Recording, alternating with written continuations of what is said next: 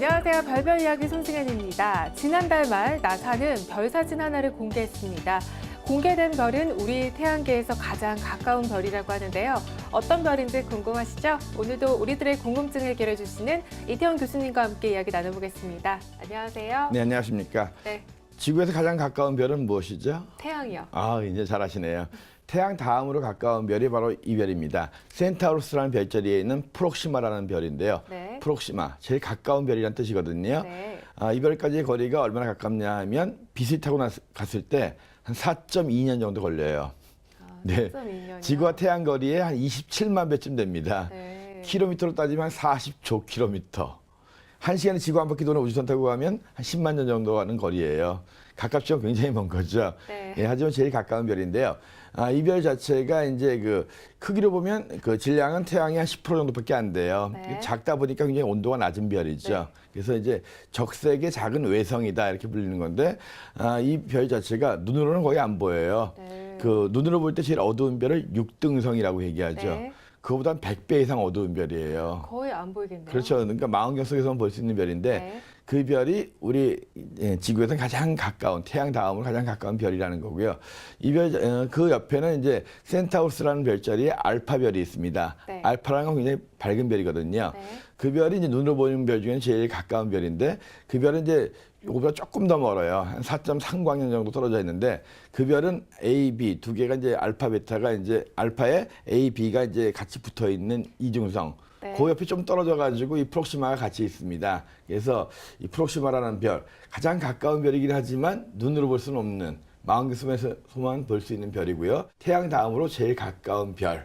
그래서 거리로는 한 4.2광년, 킬로미터로는 40조 킬로미터. 네. 태양보다는 27만 배 먼 거리의 별인데 현재로서는 가장 가까운 별인데 이름이 프록시마라고 한다. 기억해둘만 하죠.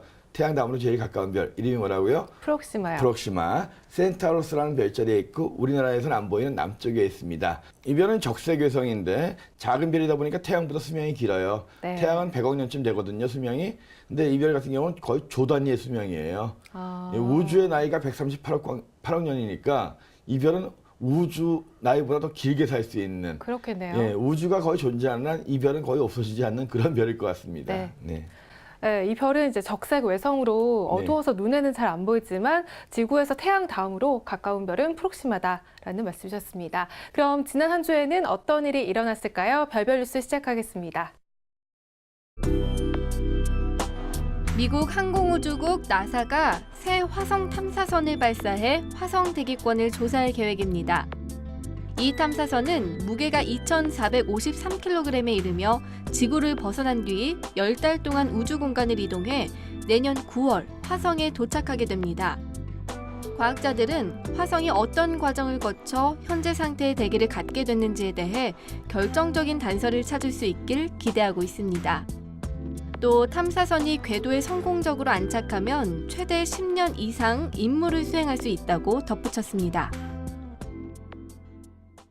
우리가 화성에 대해 갖고 있는 관심만큼 화성에 대한 탐사는 끊이지 않고 있죠. 이번에 또 한 대의 탐사선이 화성을 향한다고 하는데요. 어떤 탐사선일까요? 교수님, 자세히 설명 좀 해주세요. 네, 정말 가깝고도 먼 우주인데요. 네. 이 화성. 결국은 인간들이 살아야 될 그런 환경으로 만들어야 되는데요. 이번에 그 환경을 조사하기 위한 화성 탐사선이 또 갑니다. 네. 예, 지금 이제 큐리오시티가 열심히 조사를 하고 있죠. 큐리오시티는 화성에 착륙해서 화성의 그 토양이라든가 네. 그 암석을 주로 연구하는데요. 이번에 가는 그 메이번이라고 하는 프로젝트는 네. 화성에 가가지고 그 대기를 주로 연구하는 겁니다.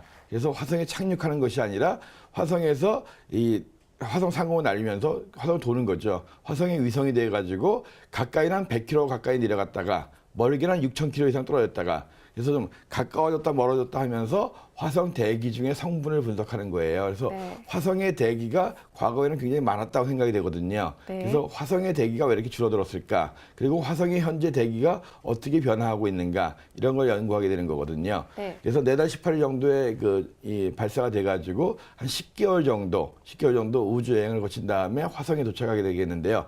이 큐리오시티처럼 착륙하는 것이 아니라 화성을 도는 궤도 위성이 돼가지고 네. 10년 정도 이 화성을 돌면서 화성의 대기를 연구한다는데요. 아무튼 화성의 이 큐리오시티가 토양이라든가 안반도 조사하게 되고 네. 이런 이번에 갔던 메이번 프로젝트 같은 것에 의해서 또 화성의 대기라든가 여러 가지 이제 그런 기체 성분들을 조사하면서 우리가 인간들이 갔을 때 거기에서 어떤 환경에 적응을 해야 되는가, 또 인간들이 갔을 때 어떤 준비를 해야 되는가, 이런 것들에 대한 자료가 얻어지겠죠. 아무튼 오랜만에 출발하는 그 화성 탐사선 메이번 이 충분히 잘 발사가 되고 또 도착해가지고 좋은 결과가 얻어지길 바래요. 근데 과거에 이 걱정되는 거는 화성 탐사선들의 이 성공률이 한 반밖에 안 돼요. 그래서 화성에는 괴물이 있다, 유령이 있다, 뭐 고스트 뭐 이런 얘기도 많았는데요. 네. 아무튼 그 확률이 반밖에 안 되지만 이번에 꼭 성공해가지고 이 큐리오시티에 이어서 화성 대기를 정밀하게 조사할 수 있는 좋은 그런 탐사선이 되길 바라겠습니다. 네, 한 10여 년 정도 이제 대기를 탐사하는 거죠. 예, 10년 이상 하는 네, 거죠. 이제 예. 대기를 이제 연구를 하면서 실질적인 어떤 성과를 얻을 수 있기를 바라겠습니다. 별별 뉴스에서 다음 시간에 전해드릴 새로운 소식도 기대해 주세요.